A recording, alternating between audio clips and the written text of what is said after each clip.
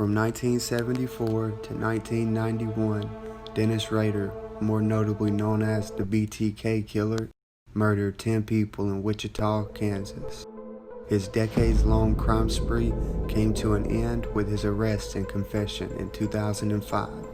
He earned his infamous name by binding, torturing, and killing his victims.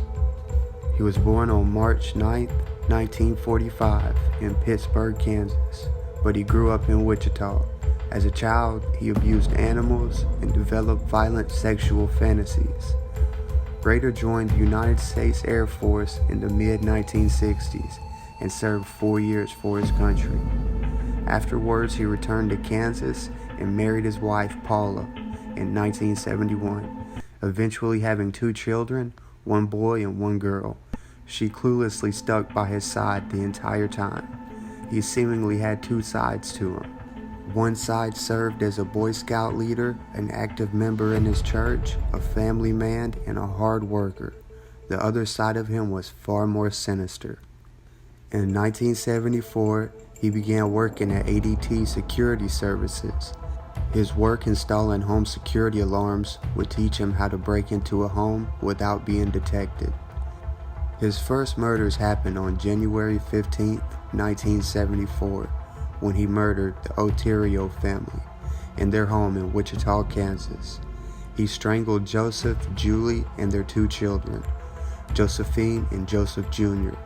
Their oldest son, 15-year-old Charlie, came home later that day and discovered the bodies of his parents and 2 siblings bound, tortured, and killed. April 4, 1974, he broke into the home of 21-year-old Catherine Bright, hid in her bedroom, and waited for her to come home. He wasn't expecting her to arrive home with her 19-year-old brother, Kevin Bright. He shot him twice in the head and attempted to strangle her. He was unsuccessful and eventually resorted to stabbing her. By this time, Kevin had escaped and drove himself to the hospital. He luckily survived, but Catherine wasn't so lucky. Then in March 1977, he tied up and strangled 24-year-old Shirley Vine. After locking her 3 children in the bathroom, he later claimed the kids only lived because the phone rang and spooked them away. Later that year in December, he became obsessed with stalking 25-year-old Nancy Fox. Then on December 9th, he broke into her duplex, through the back door, cut her phone lines, and strangled her in her home. He called the police the next day, telling them what he had done and how they'd find her. He enjoyed to taunt authorities, playing cat and mouse game with them. Rader went back to school to study criminal justice, graduating from Wichita State University in 1979 with a degree in administration of justice. 8 years since his last attack, he murdered his neighbor, Maureen Hedge, in her home on April 27, 1985. He supposedly carried her corpse to his church, where he took pictures of her in bondage. Her body was found days later on the side of the road.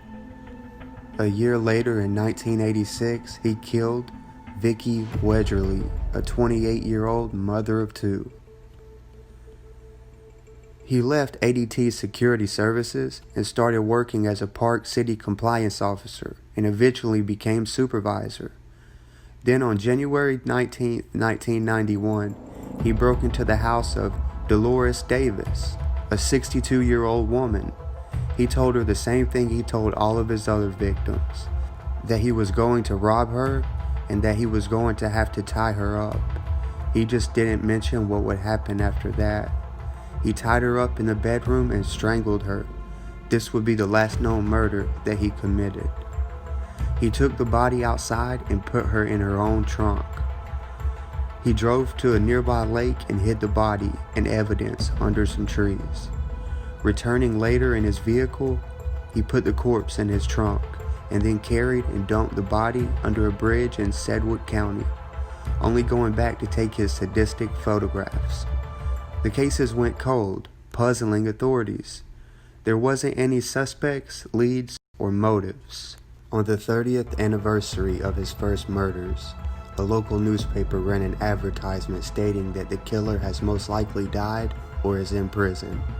He replied by sending one of his victim's driver's license alongside pictures of her body, souvenirs he had kept from his murder. He continued toying with authorities and the media over the following year. He would place cereal boxes around Wichita with written confessions, naked Barbie dolls bound up, pictures, and photo IDs of his victims. In 2005, he left one of his cereal boxes with a note asking police if they'd be able to trace a floppy disk, which he was wanting to send them evidence on. Authorities eagerly, deceptively, and promptly responded with a classified ad, telling him it wasn't possible for them to trace.